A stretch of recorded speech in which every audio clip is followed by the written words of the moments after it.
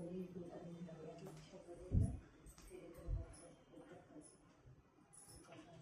everyone, good evening. In this video, we are going to discuss a very important topic and most asked question in class 12th, that is difference between microeconomics and macroeconomics. अब difference क्या है, क्यों आपको microeconomics और macroeconomics पढ़ना पड़ता है? दोनों 11th में you study microeconomics and in 12th you study macro economics. तो दोनों में डिफरेंस क्या है वो देखते हैं।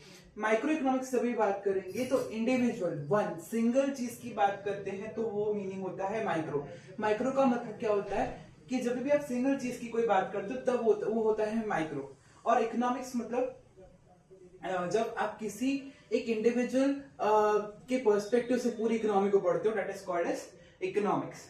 देन आफ्टर यहाँ पे स्टडीज फर्स्ट पॉइंट ही आपने देखा है अगर तो इंडिविजुअल यूनिट यानी एक पर्सन कितना पैसा कमा रहा है, यानी एक इंसान कितना अर्न कर रहा है या एक इंसान का क्या है वो, जब एक एक यूनिट के बारे में पढ़ाई करनी होती है तो हमें पता करना होता है, तो हम क्या यूज करेंगे मैक्रो इकोनॉमिक्स। अब स्मॉल स्केल इसलिए क्योंकि यहाँ पे एक एक इंडिविजुअल का एनालिसिस होता है, एक एक कस्टमर का एनालिसिस होता है, इसमें small scale analysis. Price of one product, एक प्रोडक्ट की प्राइस कितनी है वो पता करनी है तो वो किससे होगा, माइक्रो इकोनॉमिक्स से। Income of one consumer, one person की इनकम पता करनी है, वो माइक्रो इकोनॉमिक्स के अंदर आएगा।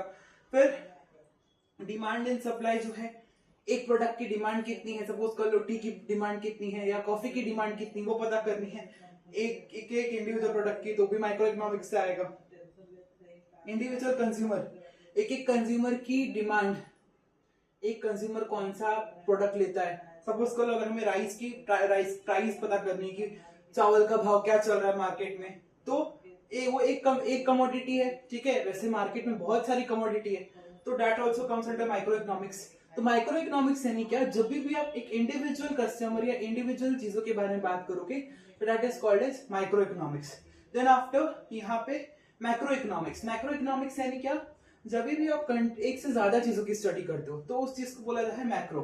और इकोनॉमिक्स यानी क्या, जब इकोनॉमी यानी क्या, पूरी इकोनॉमी की चीजों को आप एक ही साथ स्टडी करते हो, that is called as macro economics. तो स्टडी द होल इकोनॉमी, यहाँ पे पूरी इकोनॉमी की बात की जाती है, जो भी बात करेंगे वो पूरी इकोनॉमी की बात करेंगे।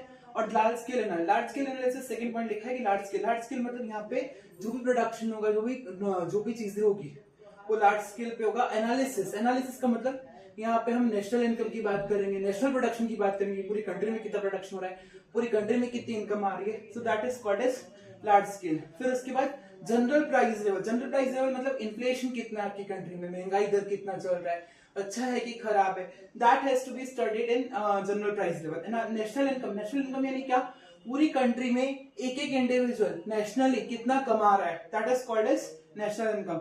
Then after GDP of a country, GDP यानी ग्रॉस डोमेस्टिक प्रोडक्ट यानी टोटल इनकम या टोटल प्रोडक्शन की कंट्री में कितना हो रहा है, that has to be studied. तो यहाँ पे वो भी होता है मैक्रो इकोनॉमिक्स के अंदर। फिर टोटल डिमांड मतलब एग्रीगेट डिमांड, एग्रीगेट सप्लाई। आप लोग अगर 11th 12th में आगे 7th चैप्टर में यू विल स्टडी दिस, तो मैक्रो इकोनॉमिक्स के अंदर क्या पढ़ोगे आप लोग, total aggregate demand, aggregate supply. Aggregate demand मतलब टोटल डिमांड कितनी है प्रोडक्ट की, टोटल कितने लोग डिमांड कर रहे हैं और टोटल सप्लाई कितना है, ठीक है।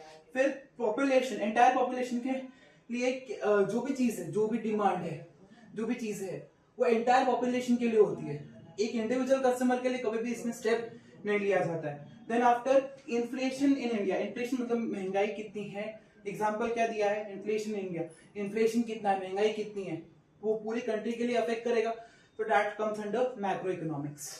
Thank you, follow for more such content, hope this is clear.